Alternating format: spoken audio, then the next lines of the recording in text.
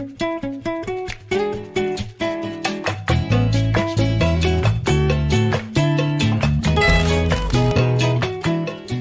warahmatullahi wabarakatuh. Waalaikumsalam. Halo Sobat Prakim, selamat datang kembali di podcast Dinas Perumahan Rakyat dan Kawasan Permukiman Provinsi Jawa Tengah. Ketemu lagi sama saya Dewi dan rekan saya Vito. Hari ini kita ada tema lahan pertanian pangan berkelanjutan atau LP2B dengan narasumber dari Kanwil BPN Provinsi Jawa Tengah dengan Bapak Kartono Agustianto selaku Kepala Bidang Penetapan Hak dan Pendaftaran dan Bapak Muhammad Aulia Ilman. Iya betul. Gimana kabarnya Bapak? Alhamdulillah baik. Mas Uli baik? Alhamdulillah. Ini sudah siap ya Bapak kita ngobrol-ngobrol tentang LP2B.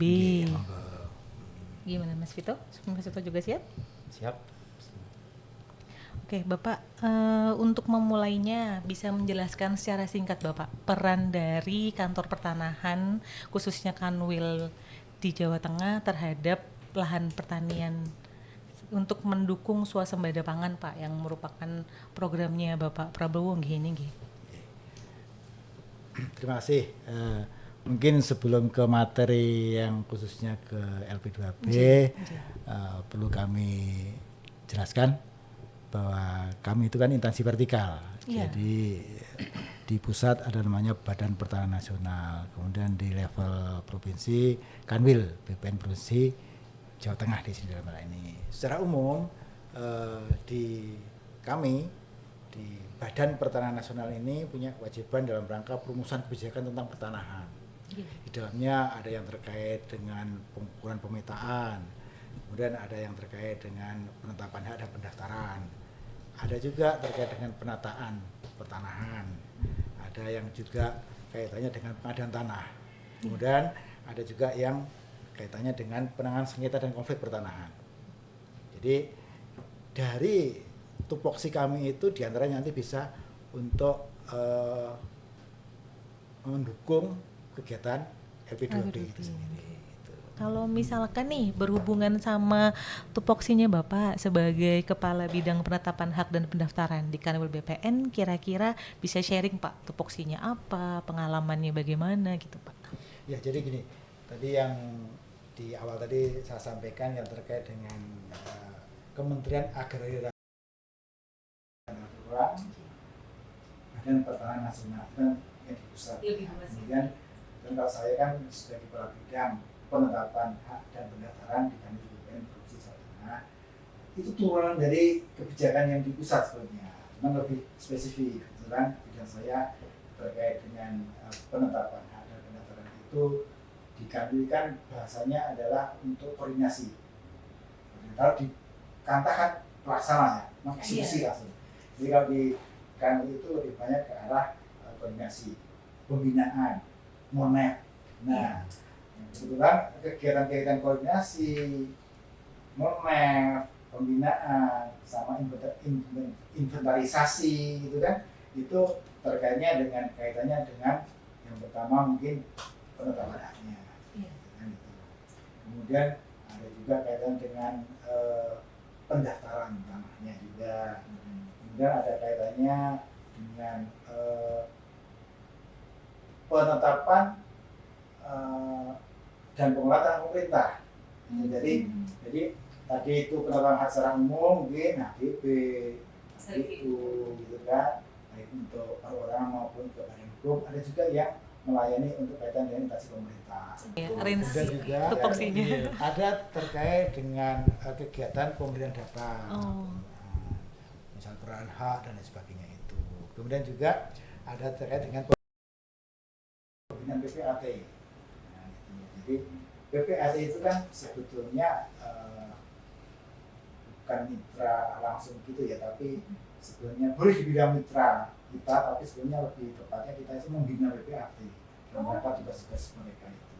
Jadi kita punya hak wajiban untuk melakukan pembinaan BPAT. Oh gitu, sampai ke PPAT ya? Iya, karena BPAT juga perpanjangan tangan dari BPN. Jadi istilah BPAT itu kan dia melaksanakan sebagian dari tugas BPN kita yang membuat akta tadi itu.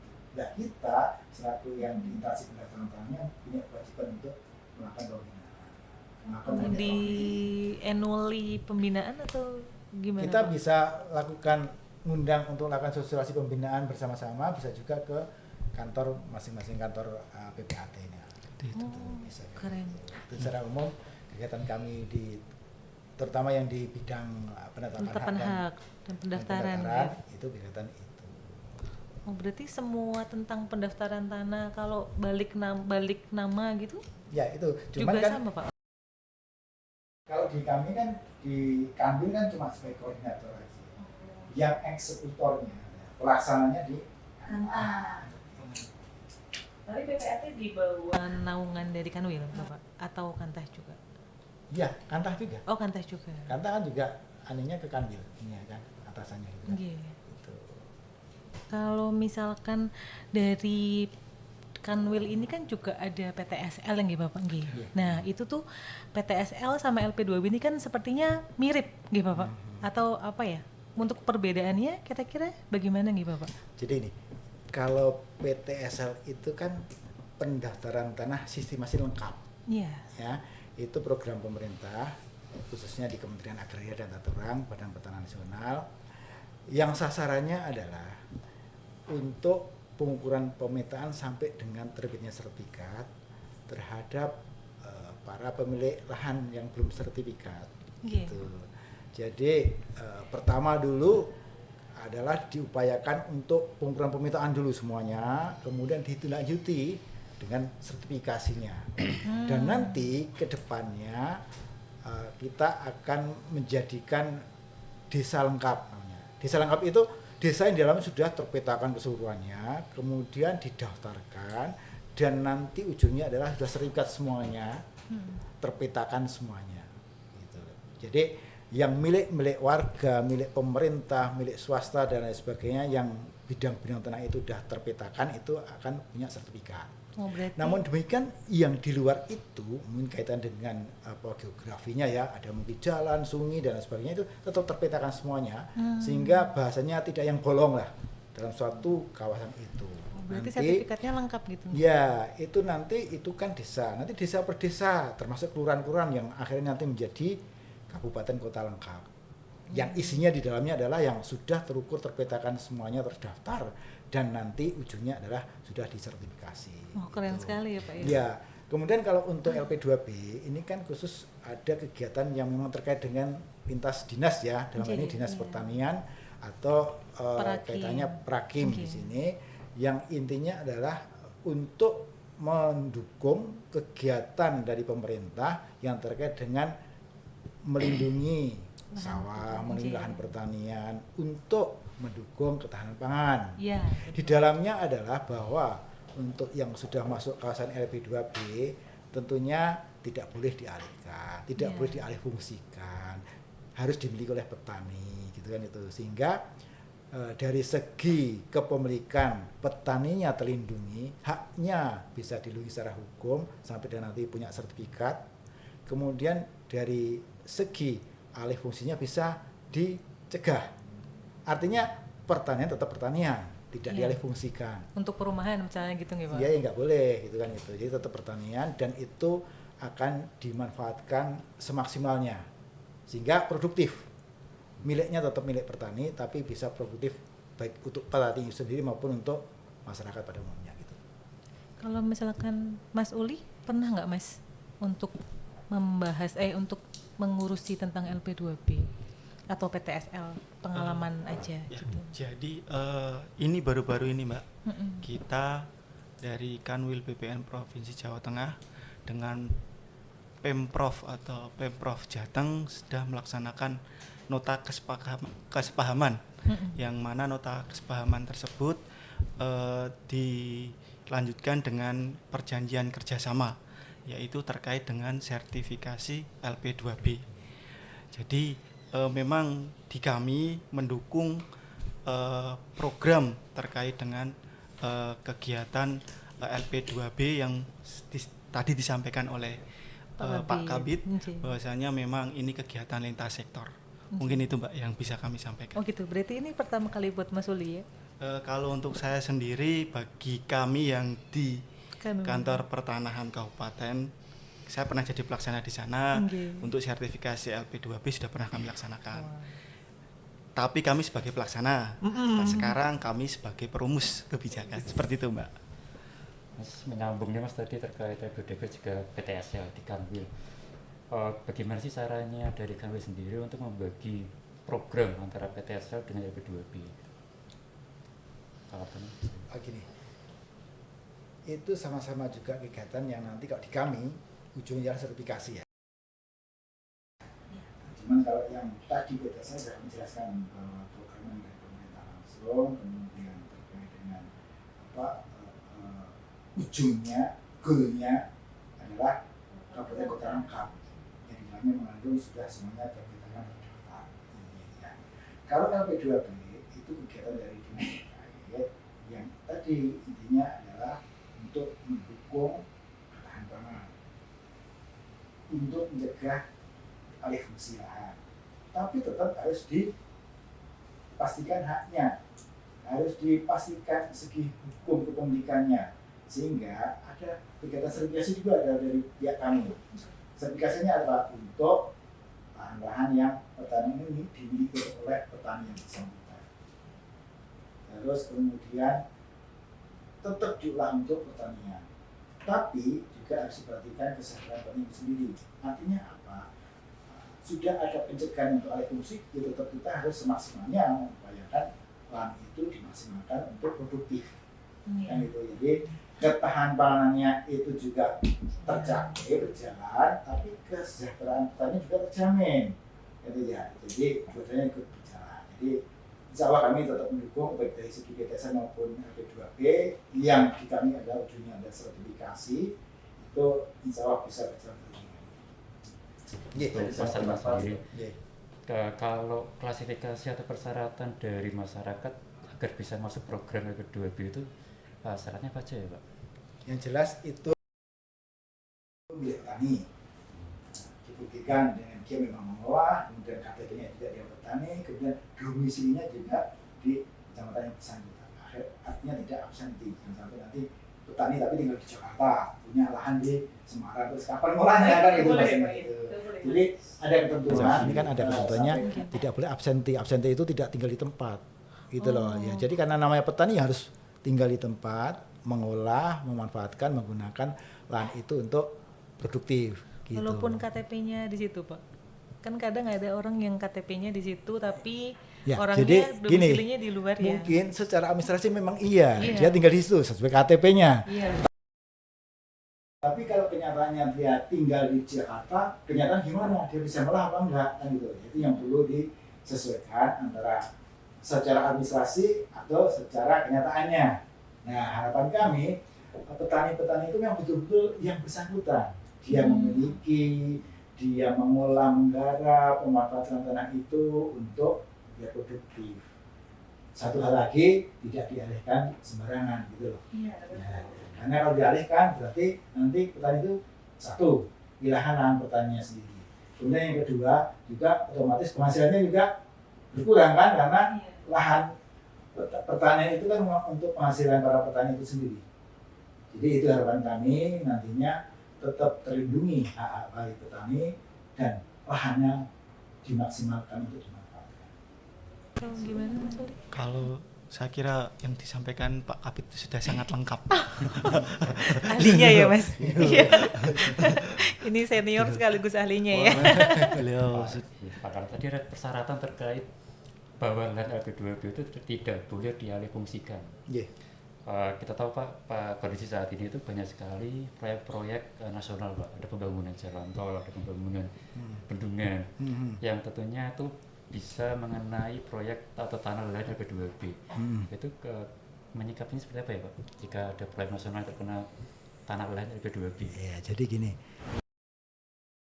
Kalau LP2B itu bahasa kami sudah dikunci sebenarnya. Nah, itu memang untuk pertanian nggak boleh diubah kecuali ada untuk kepentingan umum, ada untuk kepentingan pemerintah, untuk pembangunan yang juga untuk wisata masyarakat. Tapi harus ada lahan pengganti. Jadi ada penjualan dibolehkan asal untuk kepentingan umum, gitu kan? Nah, tapi harus ada juga lahan pengganti. Jadi secara keseluruhan luas lahan pertanian tidak Berkurang. tapi itu sangat-sangat terbatas. Artinya tidak sembarang bisa dialihkan tadi itu. Karena kepentingan umum yang memang ada kegiatan pemerintah di situ. Khusus untuk proyek strategis nasional. Kayak itu. Berarti harus komunikasi dengan dinas terkait di lokasi nggak Pak? Iya, Misalkan harus. dinas pertanian, Iya, gitu-gitu betul. ya Pak ya. Gitu. Untuk tahu bahwa kebutuhan minimal dari lahan pertanian di kabupaten kota itu berapa. Gitu. Iya. Karena kita tetap harus menjaga ketahanan pangan itu sendiri. Gitu. Kemudian ini Pak, LP2B itu kan kalau masyarakat umum tuh tahunya lahan pertanian adalah sawah yang ditanami oleh padi gitu Pak.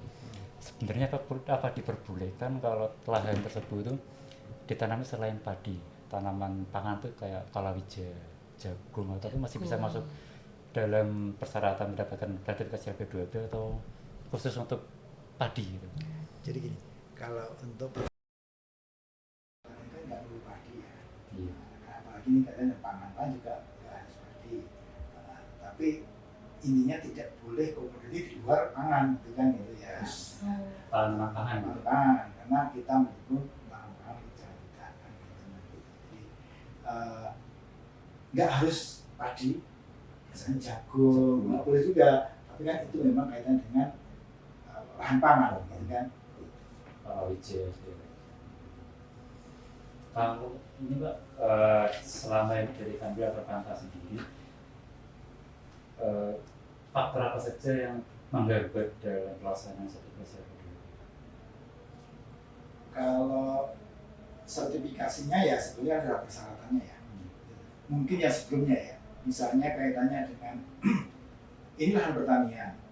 Sisi lain ada kepentingan yang terkait dengan karena faktor sudah apa istilahnya ya ekspansi industri, mungkin pertambahan penduduk, sehingga apa dengan pembangunan ekonomi ini kadang-kadang menyerempet-rempet kaitannya dengan apa ya menyinggol ke lahan-lahan pertanian.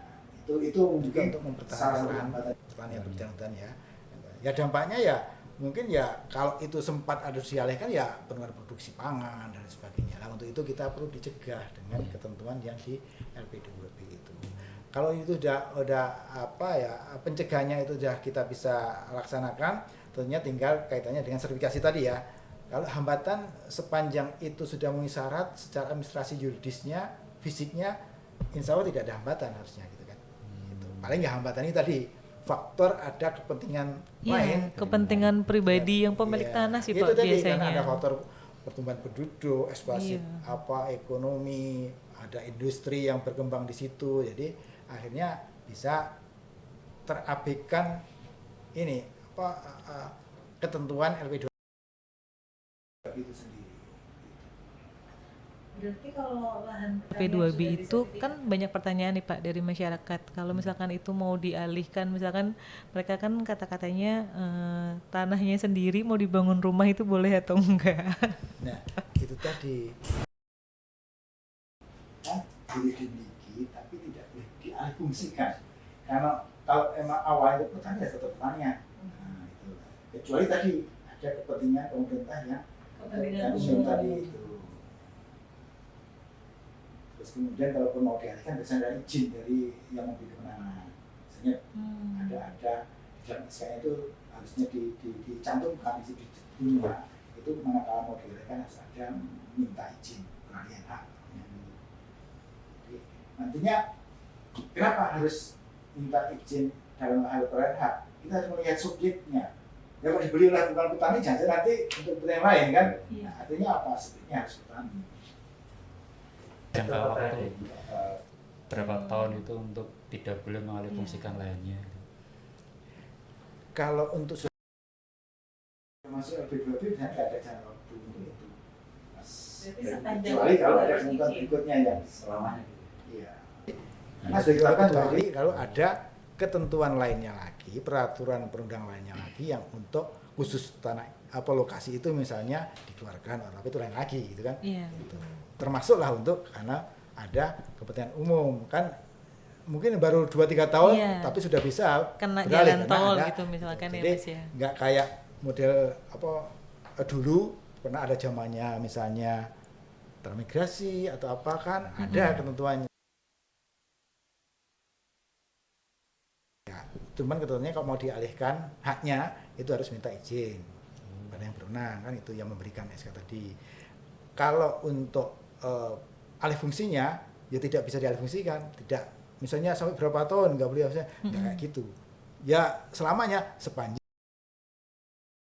itu benar-benar masih kecuali ada ketentuan peraturan undang-undangnya yang mengubah lokasi itu untuk ada lagi gitu. Pak gantian. Kira-kira waktu kemarin Mas Uli di kabupaten nih, Kanta, ada kendala-kendala ketemu masyarakat nggak? Kalau masalah LP2B ini tuh bisa diceritakan biar ini jadi belajar juga nih. Jadi selama kami jadi pelaksana di kantor pertanahan, bahwasanya memang sertifikasi LP2B itu memang boleh dikatakan gampang-gampang susah. Mengingat bahwa memang yang pertama itu faktor kepadatan penduduk atau faktor peningkatan jumlah penduduk, terutama di daerah-daerah yang merupakan lumbung pangan nasional. Dengan peningkatan jumlah penduduk ini otomatis kepemilikan lahan tersebut juga terbagi atau boleh dikatakan terfragmentasi, terbagi-bagi menjadi banyak, sehingga dengan semakin kecilnya luas lahan itu untuk pertanian juga semakin susah, semakin berkurang juga untuk produksinya. Terkait dengan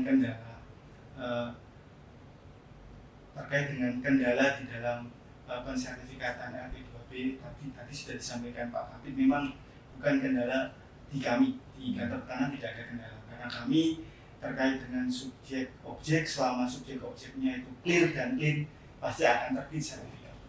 Seperti itu. Clear itu artinya tidak ada sengketa. Kalau clean kan di luar kawasan hutan, kalau LP2B pasti berada di luar kawasan hutan. Mungkin itu Mbak terkait dengan ya, kalau di Pemprov sih enggak. Yang pasti penyiapan datanya asal valid dalam artian subjek objeknya clear dan clean pasti akan kami proses dan pasti akan terbit sertifikat. Seperti yang itu, Mbak. Yang paling susah tuh itu Mas. Pertanyaan paling banyak itu warga itu bilangnya tanahnya ini kan tanah milik kami. Kalau disertifikatkan dapat bantuan memang Pak ya dari Pemprov. Memang untuk persertifikatannya itu kita ada beberapa bantuan seperti bantuan sertifikat PNBP-nya, bantuan patoknya, bahkan materinya, administrasinya kita bantu. Cuman mereka tuh mengutarakannya itu ini kan tanah kita Mbak. Kalau suatu saat nanti anak saya butuh rumah, boleh nggak saya bangunkan rumah di atas tanah yang udah disertifikatkan LP2B? Itu pertanyaan paling hampir ada di setiap kami sosialisasi Bapak.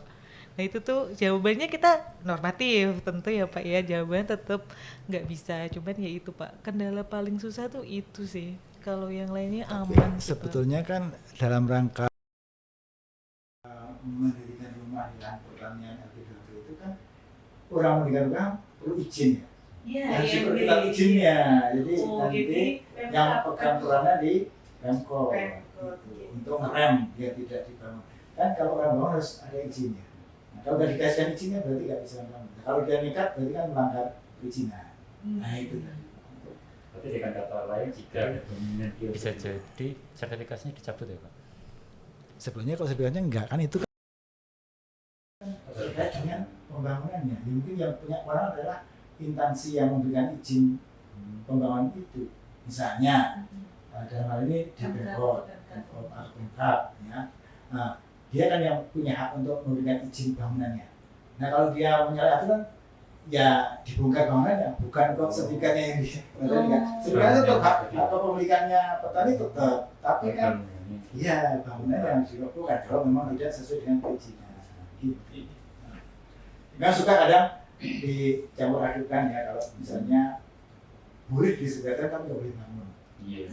Tapi begitu ada yang melanggar bangun dan diserahkan sertifikatnya, bukan yang diserahkan ya orang yang bangun itu, berarti perlu dicek dia mendapatkan izin apa enggak. Kalau memang sudah pernah ada izin, izinnya sesuai atau enggak gitu kan.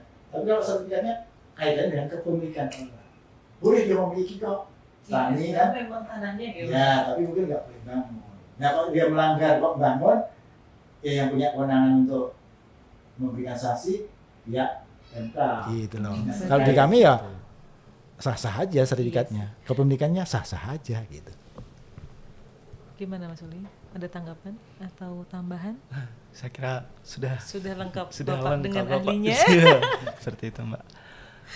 Ini Mas Uli, kalau perbedaan antara lahan sawah dilindungi dengan LP2B itu seperti apa ya Mas? Atau LSD? Jadi sebenarnya dua-duanya ini sama. Jadi rohnya itu untuk melindungi pertanian agar tidak ada perubahan lahan dari pertanian menjadi non pertanian. Akan tetapi kalau untuk LP2B itu memang pembuatannya itu lintas sektor sehingga memang data keakuratannya lebih tinggi dan memang untuk perubahan dari pertanian dan ke non pertanian itu cukup sulit. Beda dengan LSD. LSD ini beberapa kasus yang kita temui banyak antara LSD dengan RT/RW, terutama RT/RW kabupaten kota itu berbeda. Di dalam RT/RW kota atau kabupaten itu lahan non pertanian tapi masuk dalam LSD dan itu memang ada kebijakan tersendiri. Tapi pada prinsipnya kedua hal tersebut itu berniat baik dalam artian memang untuk menjaga lahan pertanian di Indonesia sehingga nantinya ketahanan pangan dapat tercapai. Seperti itu. Mungkin. Ya, dari Mas Uli, jadi memang kalau LSD itu bahasanya gini, tadi saya sampaikan, kalau LP2B sudah dikunci, kecuali kalau kepentingan tertentu, kepentingan umum oleh pemerintah.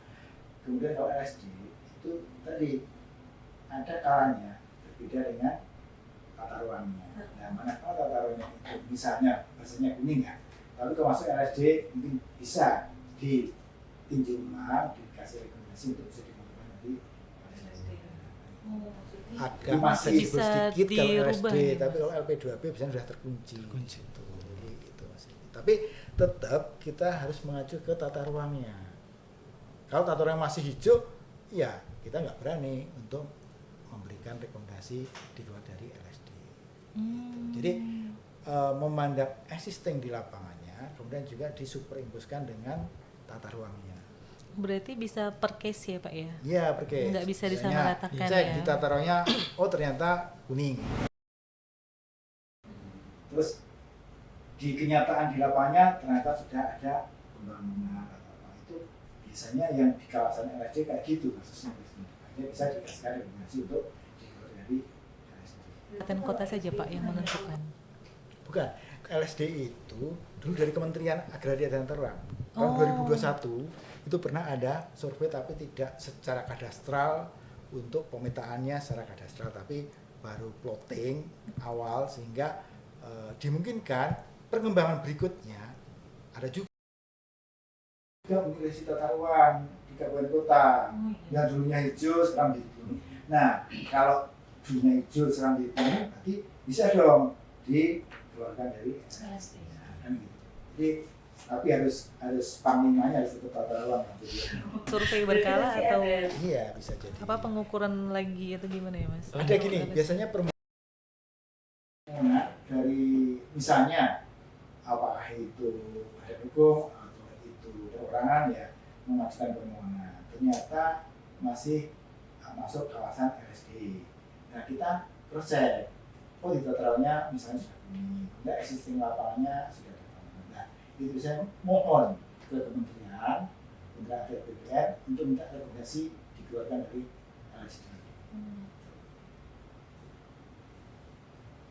Untuk pertanyaan terakhir Pak sebelum kita closing, apa pesan, harapan dan juga pesan dan harapan Bapak terkait ketahanan, tidak hanya ketahanan pangan tapi juga pertanian secara luas? Jadi ini harapan kami yang khususnya terkait dengan LP2B kan itu menyangkut dengan kepemilikan pertanian oleh petani ya. Jadi subjeknya petani, objeknya tetap untuk lahan pertanian. Namun demikian di dalamnya harus meningkatkan kesejahteraan pemiliknya, dalam hal ini petani. Kemudian juga kepemilikan itu dilindungi juga. Jadi bahasanya adalah melindungi subjeknya, melindungi objeknya. Melindungi subjeknya ya biar tidak dialihkan, biar kepastian haknya terpenuhi di dalamnya. Melindungi objeknya biar tidak dialihfungsikan. Nah, itu kan itu secara khusus kaitannya dengan LP2B. Secara umum kami dari pertanahan juga mengharapkan masyarakat itu juga bisa terlayani kaitannya dengan kegiatan pertanahannya. Misalnya dia kaitannya dengan administrasi terhadap lahan itu terjamin keamanannya, ya kan? Sehingga bahasa kami adalah bisa memberikan kemudahan pada orang yang mau berinvestasi. Tapi tentunya jangan berbenturan dengan LP2B.